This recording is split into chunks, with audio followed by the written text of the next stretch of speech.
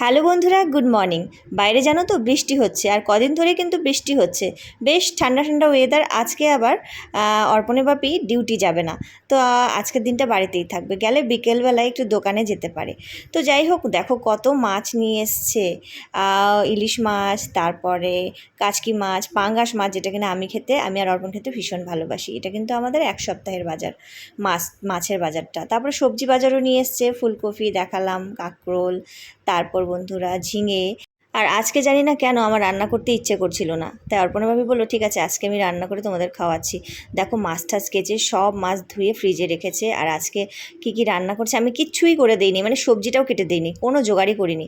আমার ভালোই লাগছিল না, আমি বলছিলাম আজকে আমি কিছুই করবো না, টোটালি বন্ধ। তো চচ্চড়ি করেছে দেখছি কাচকি মাছ দিয়ে, এই যে কাচকি মাছটা দিয়ে কাঁচাই আর কি পেঁয়াজ দিয়ে করেছে। আর এই ডালটা দেখতে পাচ্ছ, এটা আজকের না কালকের একটু গরম করা হয়েছে। আর ইলিশ মাছটা কাঁকরোল আলু দিয়ে করেছিল, দারুণ টেস্টি হয়েছিল বন্ধু।